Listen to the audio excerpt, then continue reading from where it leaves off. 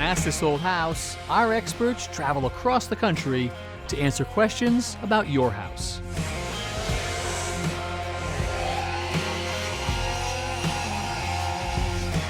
Today, Nathan finds a solution for a sunny pool area that could use a little shade.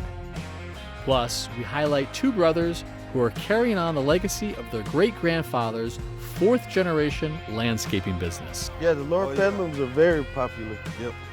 And Mark helps a landlord make some safety improvements to her tenant's cracked concrete walkway. Coming up next on Ask This Old House.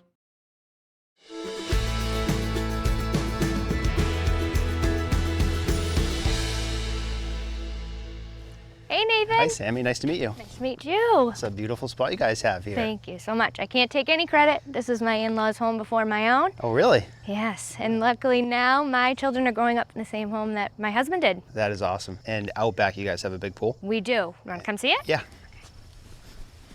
All right, so this is our pool area. This is an awesome space. Yeah, it's really nice. I love taking my kids out here swimming, enjoying it in the summertime. Oh, yeah. When the sun comes up and it gets really hot, we have no shade. And that sun is coming up right now, and I'm guessing you get full sun all day long here? Full sun, so even during like snack time or lunchtime, it's really hard to find a shady spot. Okay. I feel like we're gravitating over to this corner here. Is this where you think a nice shady spot would be? This would be perfect. All right. Well, I definitely have something in mind. I'll grab some tools and materials and we'll get started. All right. All right, so what I think we should do is hang up one of these large shade sails. They're lightweight, easy to install. It's gonna look great when we're done. But we don't really have a lot of structure around that area. We don't have any buildings that we can tie off of, so we need to create our own structure. And the way that I wanna do that is by using these planter barrels and some pressure treated lumber. I don't really wanna put the posts fixed to your concrete apron. I don't wanna introduce holes, tap con down into that and have water go in and split and crack over time. I think this will be a great option because it'll be customizable. If you guys need to move it, make it bigger, just take it down completely. You know, you're not fixed into one spot forever. To put this together, we're gonna use the barrels, we're gonna put the 4x4 posts in, and then we're gonna backfill with this rock here. I really, really like this rock. This is beautiful. I think we should cap off with this. This one's a little bit cheaper, so it'll be really great for weight, just to fill it up. And then to attach the sail to the pressure treated stock, picked up a bunch of stainless steel hardware. We have eye bolts, carabiners for the sides so we can take it off easy in the wintertime, and then also a 4x4 cap to dress up the top. I think we get started by setting the posts in the barrel. Excellent. All right, what I'd like to do is cut a few pieces of this pressure treated 2x12, and what that is going to be is the base plate for our 4x4 to get attached to. So I'm going to cut a few pieces, 11 1/4, just so they'll easily fit in the bottom. All right, one more.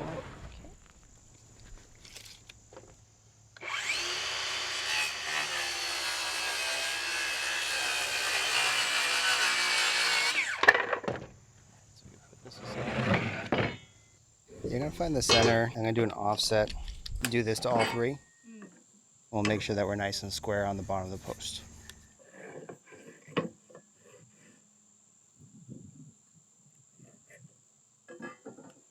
So you can pre-drill those.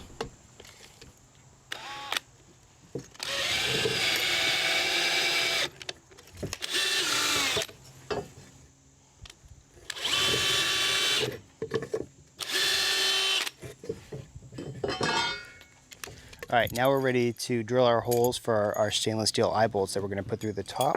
So what I'd like to do is come down 6 inches. Now we want to try and get these as square as possible. You sight one direction, I'll sight the other.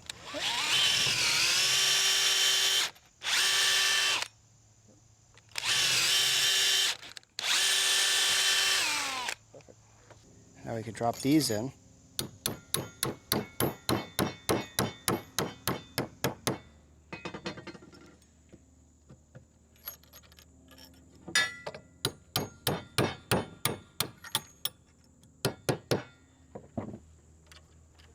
So now we're going to do washer and a nut.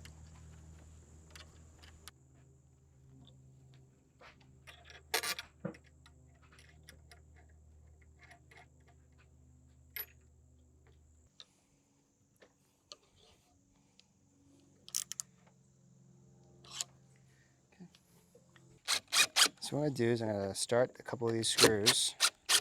We have that nice layout from earlier. Yep. So what we're going to do is you're going to sight that. That looks good. Okay. It's going to jump around a little bit.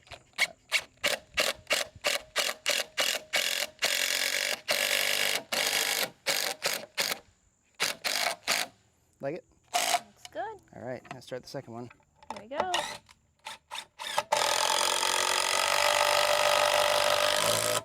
All right, that's all set.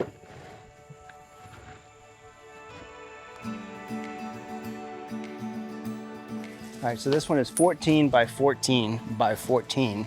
So it's got a pretty good amount of coverage.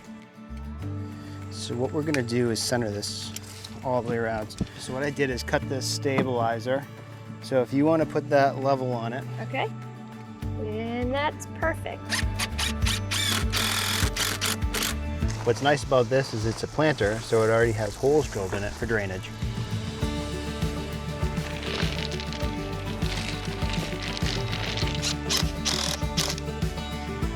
Hang the sail.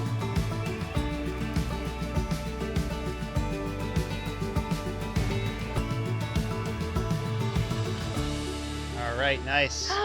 This looks awesome. Perfect. Plenty of shade right over that seat there in the pool. Yeah, I can sit, put my toes in. Watch the kids, hang out. Relax. Yep. Beautiful spot. Well, there's really not any homework to this, but some recommendations. You know, if you see a severe storm coming in or it's wintertime, you want to take it down, you'll definitely prolong the life of it. Other than that, you're all set. All right, thank you so much. You're welcome.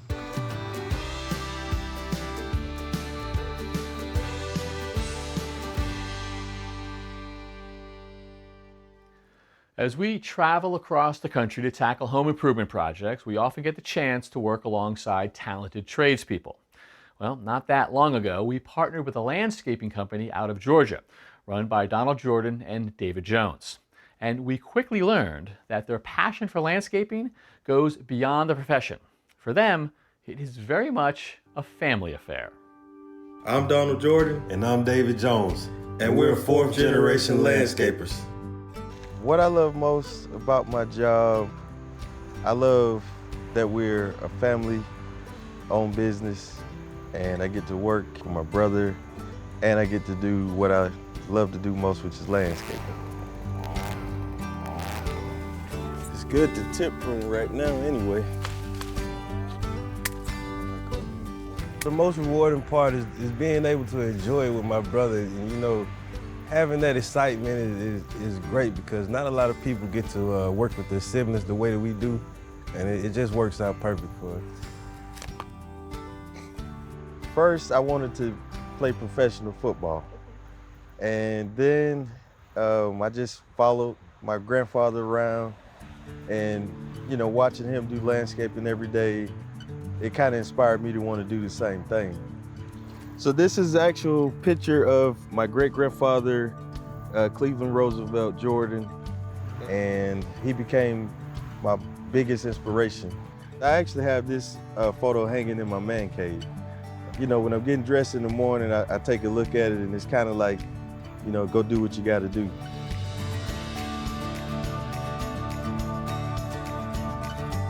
Oh, my brother.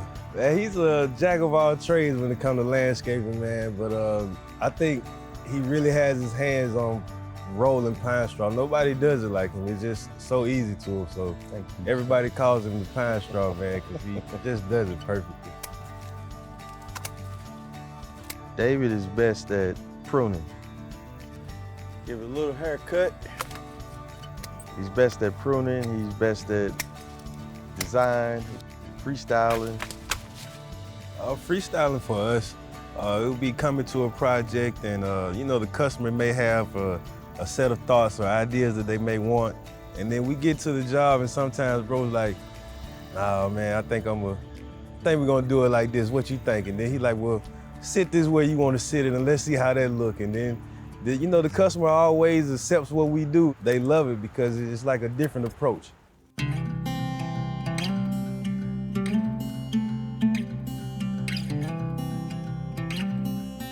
These gardenias smell lovely. Yeah, the Lord petalums are very popular. Yep. This is a go-to for natural color. You get green, you get a little pink, a little burgundy color, all in one. It's one of my favorites, man. I just like the colors that it pops off, the big blooms that it gives. Yeah, everybody wants a pop of color and low maintenance. That's the trend. My great-grandfather really paid a lot of attention, a lot of detail when it came to sculpting and pruning and trimming topiaries. You would always see him in the garden trimming, making animals out of them, roosters. He'd always give you a friendly wave. It was definitely photo props for Easter with the tulips. Many family members came by to take nice photos in their nice dresses and, you know, suits. It was my favorite landscape, and it's part of the reason why we kind of fell in love with wanting to carry the torch. Happy that we're continuing a legacy that he started. I mean, that's where the legacy piece comes from within the business. So we're paying homage to him, and we hope that we're making him proud. Coming here, you gotta get a little reminiscent feeling of what it was like. So pretty. The next phase for the legacy, we want to continue to build, we want to continue to expand, and we just want to continue to push the envelope and go as far as we can, and we can leave a legacy for our family. Just making sure that, you know, we continue to Grow. excel and grow as far as we can go. Dave, yo, looking good? It's all done. All right. If you've got a contractor in your area who you think is worth celebrating, we'd love to hear about them. So write in and let us know. So I'm on my way to a hardscape project. This one happens to be a repair. And what happens up here in New England is we have what we call the freeze-thaw cycle. And when that occurs, a lot of rocks, stones, and boulders underneath our hardscape get pushed up. And they get pushed up with such great force that they can actually crack the hardscape. To prevent that, we always make sure that we do a good job with our prep work, which we can talk about later. But if you do end up with a crack in the hardscape, we're going to be able to fix it.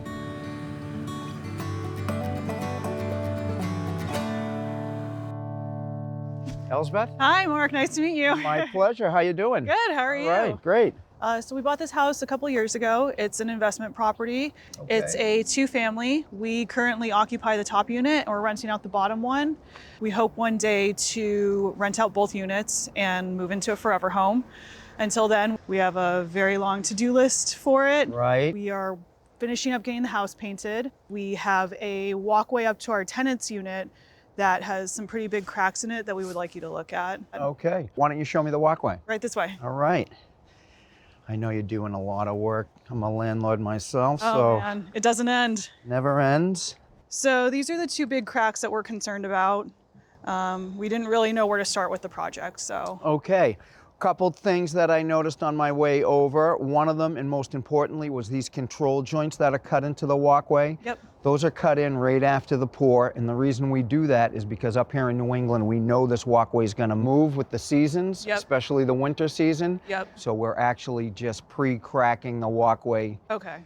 What I noticed over here is you can see that the pre-cut they put in was not deep enough, and that's why this pad snapped in this direction. Okay. And over here, probably the same thing, except this one invited a lot more water in, which turned into ice, which activated the freeze-thaw, and that's why you can see the damage over here is a little bit more than over here. Okay. But I do have a few tricks that we can utilize, and I think we're going to be able to match this walk perfectly. Perfect. All right, let's get going. Great. All right. All right, Elsbeth, the first thing we're going to do is make those cuts we were talking about. Let's make sure we gear up with our safety stuff. Of course, we have the dust mask. We have eye protection. We got to put our ears in. This is going to be easy because I'm just going to take the tray on my saw and I'm going to ride it up against this kickboard. That's going to give us the straight line. Okay. Just do me a favor and follow behind with this vacuum cleaner and collect the dust.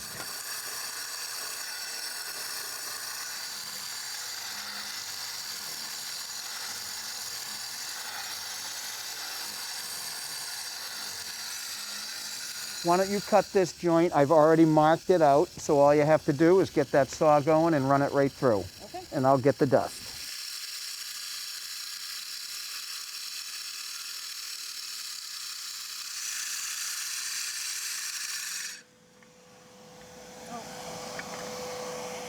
Excellent. If we were doing this entire walkway, we'd probably go rent a jackhammer, but because we have such a small section, we're actually going to have some more fun today with these sledgehammers. So what you want to do is bend your knees. All right. Hold that hammer as close as you can to the head. And then, just like swinging an axe, over the top and down on the ground. And we'll pick this thing apart in no time. Sounds good. Ready to go? Yep. Right now.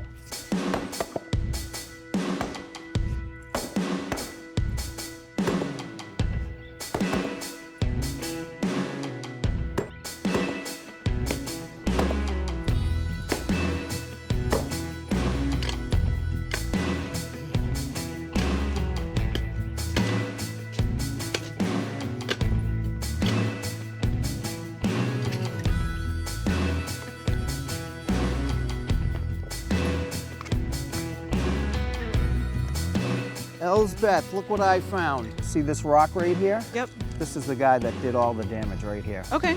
Any other big rocks we're gonna want to take out. This is all pushing up on the bottom side of that walkway. All right, Elsbeth, what I always tell everybody when we're doing masonry in the landscape is the prep work is the most important.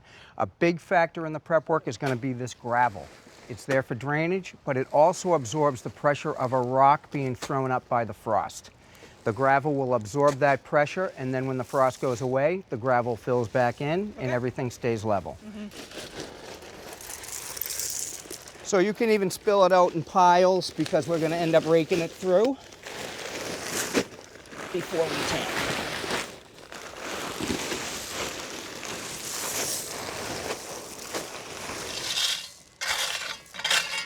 And I'll push it in here and tamp away. And you're going to let the weight of the tamper do the work, just like that. Excellent. I'm going to add some water to the process. How come the water? The water just helps the stone slide into place when it's being beat down. Okay.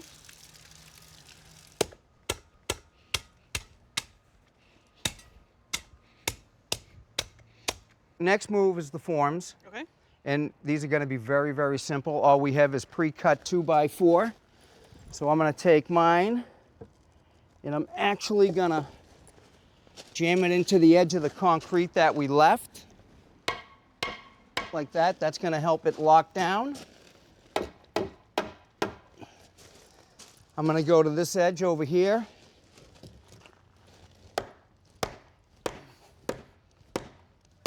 So there's actually no need for a level because I'm going from point A to point B. Okay. Normally I would be very concerned about a pitch to drain the water, but this 2x4 going to this edge and to the back edge is going to give us that pitch automatically. Level there. I'm going to take a hammer. Again, that's going to be the level of our concrete. It's going to be level with existing. Just in case we do get pressure, we'll put another stake right in.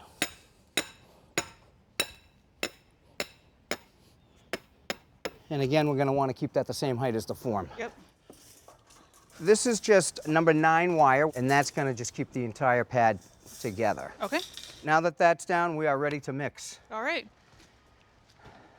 These bags come pre-mixed, so they have the correct amount of Portland cement, they have the correct amount of lime, and they have the correct amount of aggregate. So Elsbeth, all we have to do is now add some water. Okay.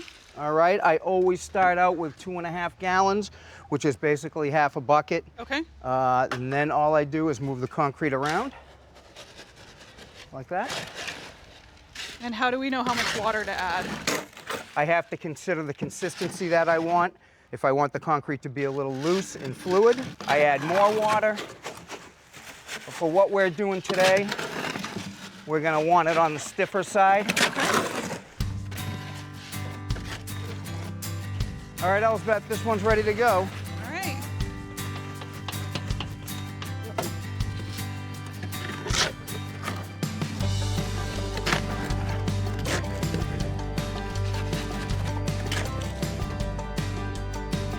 Yep, go right up.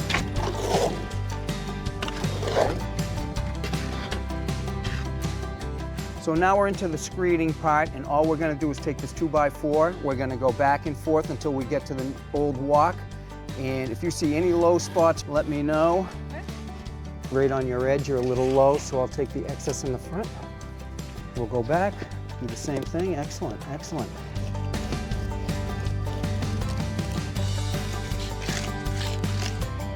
Now we're going to use our mag float. It's short for magnesium float.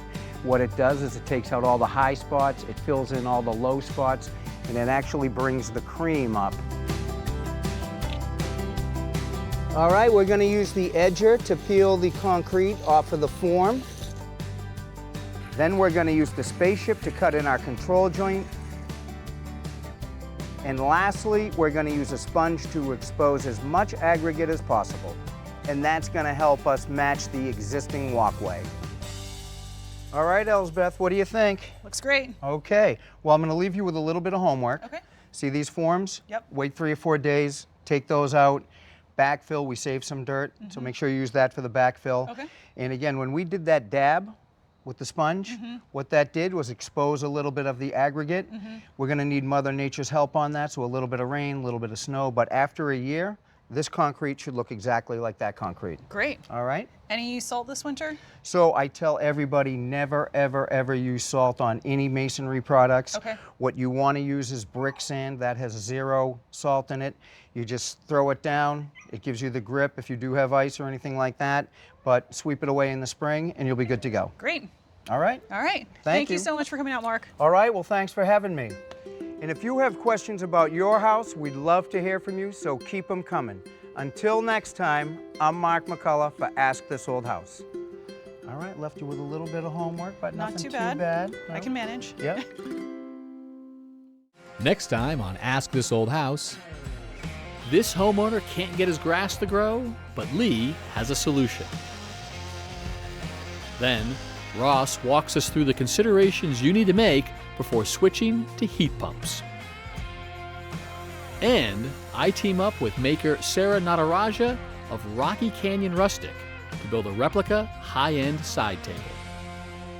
All that on Ask This Old House.